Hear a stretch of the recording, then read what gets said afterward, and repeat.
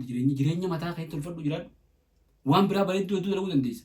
Mama wal dhufuu baattees guddummaa sana akka fakkaatutti namoota beekamaa namoota dandeettii qaban filtee ulaatee cufattee gartee feetu messengeraanis taatu feetu waasaapii taatu gruupii godhattee kophattee manguddummaa san godhuu dandeessa. Hamzaafaa si dubbisa live irratti. Ana Farhaan Jorji. شوفين التي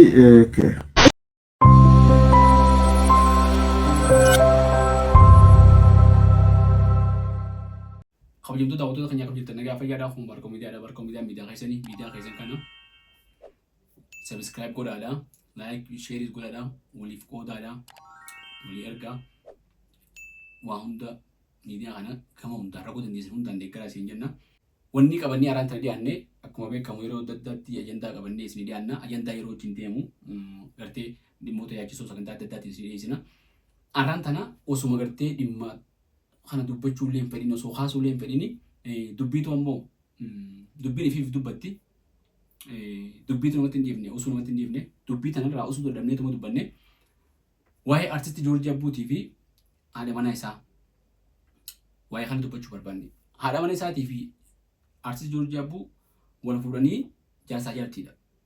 Akka odeeffannoo miidiyaa irraa bakka adda addaatti dhageenyetti. Yeroo kun ammoo yeroo sanitti maallaqa walii kennanii maallaqa irratti ergitee isiin inni investimentii lafallee fudhatanii maallaqa irratti ergitee maallaqni sun gartee biyya Chaayinaatti dhaqeeyyan kun kan ammoo dhuunfaadhaan inni kilippii adda addaatti baasee waan adda addaati. Waan sanii miidiyaa hawaasaa irra dhufee miidiyaa hawaasaa irratti haasa'uu jiranii wanni kun waa'ee nama dhuunfaati. Takka faaratu wanni namni beekuu qabu. Takka waa'ee nama dhuunfaa waa'ee nama dhuunfaati. Seeraa jira, aadaa jira, heeraa jira. Tiiktookii miti bakka seeraa. Tiiktookii miti bakki aadaa. Tiiktookii miti bakki amantii. Manguddummaan akkatti manguddoo nama dubbatu tiiktook irratti miti. Yoo mi'asi mee mataan namni wal dalagu. Yoo mi'asi namni manguddoon guutee ishee nama tokko dubbattu biyya guutuu walii qabdee irratti dubbatti. Manguddoon maqaa waliin baatee mataa waliin baatee abbaa dhimmaa irraa hojii waliin baatee eegarraa dhageeffattee booda waan itti fakkaatu murteessiti. Aadaa Oromoo jechuun beekamu. Amantii Islaamaattis iccitiidha. Namoota dhimmi ilaalatan qofaa wajjin mari'atanii gartee murtii kannan akka haqaatti lama. Sadaffaa akka seeraatti mana murtii jira. Manni murtii biyya hunda jira. Biyya isiin jirtus biyya inni jirus. Yoo gartee innaawaa biyya adda addaa jiraatan illee akkaataa seera idil addunyaa akkaataa itti wal gaafachuu danda'anii jira. Yoomirraa kaasanii tiiktook irra wal gaafatan namni dhuunfaadhaa. Achirra yaamanii artistii Joorji Abbuu yaamanii jalaa didee kutee ammoo namni akkuma fedhe fudhatee maqaa isa balleessuu fi maqaa isii balleessuu fi arrabsutti ba'e dogongora jechuun hundinuu sirrii miti. Lamadha. Fuudhanii dubbii tana seerri qabate amma. Seeraan qabamee hidhamee jiran dhiyootan kalee muudeen gatti. Hidhamee seeraan qabametee jiraa jiran. Kana namni biraa ku posti godhee hun ganda galchi oofee. Isiin argeedha Joorji Arsiidha. Kanaafuu dhimmi jaarsaa jaartii goolalillee dhimma jaarsaa jaartii hogguu waliin bu'an dhimma ganda lamaa yookaan ammoo dhimma godina lamaa godhan jechuudha. Dhimma Oromoo godina lamaa godhan jechuudha. Qaanyii guddoodha jechuudha kunis. Namoonni mataan isaanii waliin dalayne namni mataan irruudhaa hogguu gartee beekamee miidiyaa hawaasaa gubbatti deemu. Namaan deemu namoonni beekumsaas hin qabne beekumsa qabaachuu dhabuu isaaniis kan beeyne. Bara namni kun yoo waa beekuu baatee waa beekuu dhabuu isaa kan qofa beeke waa beeke namichi kun. Namni hinis hin beeyne ha beekuu dhabuu isaa sanis hin beeyne ha beekaaf taa'u fuudhee gandaa fi ganda walitti diruudhaaf jechuudha. Ganda kanaa jechuuf.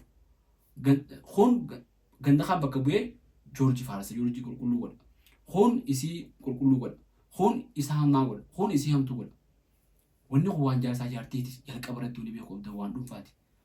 Yoo wal dadhaban akka manguddootti manguddoo wal gaafachuu manguddoo yoo dadhaban seeraa wal gaafachuu amma seeraan qabamee jira jaan seerumsanii wal gaafatan waan gandaa godhu maaltu fiti addunyaa jaarraa 20 takka keessa kan namni Afrikaatii Faranjii wal fuutu Arabaa fi Bengaalii wal fuutu namni biyya adda addaa kan waliin bahin amantii adda addaa qabu hundi wal fuudhee waliin jiraatu kana ganda keessanii fuudhaa fi ganda namaatiin fuudhinaa hunda ofu jirtan qaanyii guddoo jiran.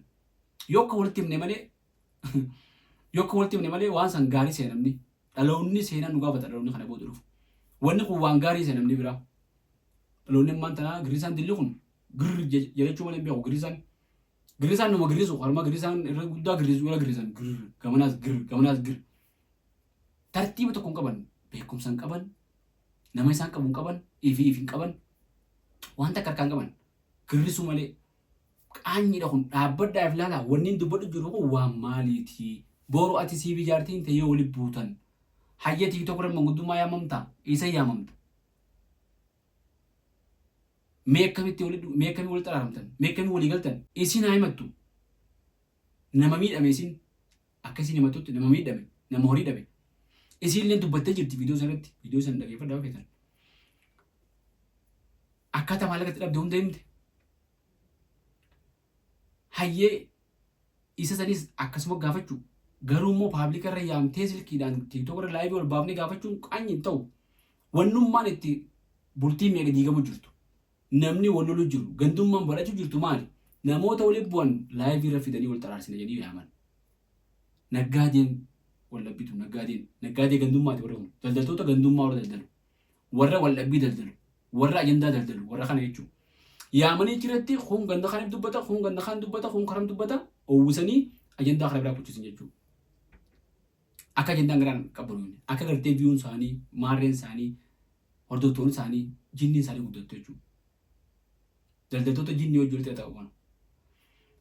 Saniif ichirra diduu isaasan Joorji sirrii godhee baga didee jira. Amma garuu seeraan deemuu jiran jedhanii akka sirrii jechuudha karaan kun. Namni yookaan aadaan yookaan amantiin yookaan seeraan haruma kanaan fixatee waliin bu'iinsanii jira addunyaarra.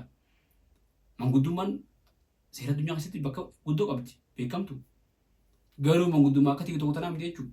Namoonni itti himatan kunis filatamanii itti himatanii beekamtiin osoo hin ta'in jechuudha beekumsaan filatamanii. Sigalte namoonni beekumsa qaban san filatamanii amanamummaa qaban ka dandeettii qaban ka dubbiftuu danda'an hayyummaa qaban filamanii gama lachuutii filatanii walitti dhufanii manguddummaan dubbatan nama kan akkanumatti abaluu sii mataa hojjenee wal yaaman hin jirtu jechuudha manni murtii TikTok hin jiru kooti baratan hin jiru kanaaf fuuldurallee waan akkanaa tan isinitti hin baratin kun akka sirrii deemuu bara dhaloonni nu booda dhufu maal nu jaajaa qaanfadhaa. Ilmoon tee boru abbaa kiyyaa tokko kana dubbatee jettee viidiyoo kana ilaalti. Abbaan kiyya kana dubbachaa ture jettee ilmoon tee boru. Namni viidiyoo waraabee bakka daddaa kaaya. If duubas seenaa hambiftan laalaa jedha keenya. If dura immoo akkaataa deemtan laalaa. Seenaa dabarsitanii irra laaladhaa. Amma akkatti jirtan laalaa. Fuuldura akka deemtan tolfadhaa. Namni waan nama dhuunfaatii fi kanaan fiiguu qofaa miti jireenya mataa keetti tolfadhu jiraadhu. Waan biraa bareedduu hedduu dalaguu dandeessa. Manguddummaa sana akka fakkaatutti namoota beekamaa namoota dandeettii qaban filtee ulaatee cufattee gartee feetuu meesenjeraanis taatu feetuu waasaapii taatu guruupii godhattee kophattee manguddummaa san godhuu dandeessa yoo qaamaa wal dhufuu baattees garuu TikTok irra paabliik irra fiddee nama 2,000 jala fiddee 3,000 fiddee achirratti siyaasa waan qaanyiidhaa jechuun ta'u wanni kun meef laala godha laala. Kanaaf wanti hin taane waanuma hin taane kun fedheewu abadan viidiyoo Joorji sana agartan irra dhaamsee kute. Sirrii godhe akka fayyaddan dhaamsu qabaa wanaallee ammoo akka seeraatti qabanii mana murtiitti gaafatan kana sirrii karaa kanaan gaafatamuu qaba. Maaliif ragaa laalee manni murtii itti murteessa waan sa fudhata jechuun itti murtaa'e yookaan bilisa ta'uu ta'e bilisa ba'a. Kanaaf waanuma hundaa'u haqa kana namni oguu wartee harka isaa deeffate waliin miidha namni. TikTok irratti nama hordoftoota hedduu qabutu si jibata harka isaa deeffate jechuun haqa. Lafarratti nama hedduu qabutu si jibata. Kanaaf seerri haini bakka qabaachuu qaba jechuudha. Namni haqa harka isaatti fudhatee lubbuu namaa tuubbaa qabeenya namaa bada waa'ee dubbata jechuudha. Kanaaf ajandaa akkanaa kanas keessaa bahaadha. Kun isiniin ta'u kabiraa laaladha. Ajandaa biraa hedduu fudhachuu dandeessanii isiniin jaba. Jala san biraan gaa ishee godhaadha. Viidiyoo keenya kana warri daawwattan hundinuu laayikii fi sheeris godhaadha. Warreen gammaa yuutuuba kana barkoo miidiyaa kana sabskiraayib godhaadha. Waayilan keessan saayibban keessaniifis ergaa fi sabskiraayib godhan afeeraadha. Miidiyaa kana guddisaa. Miidiyaan kun sagalee teessan karaa sirriitiin isin dubbattu. Yoo gartee karaa sirrii kanaan sagaleen qabnu guddachuu baatte karaa sirriin ta'in kanaatu sirrii nama fakkaatee dhaloonni boruu waliin maqaa nu balleessa. Seenaan akkas hin banne maqaan akkas hin banne karaa sirriitiin deemnee sagalee uummataa taana haqa uummataa baafna. Kanaafuu barkoo miidiyaan sagalee teessan tan ammoo guddifachuun dirqama keessanii har'aaf asitti sirra dhaabaa hedduu galatoomaa.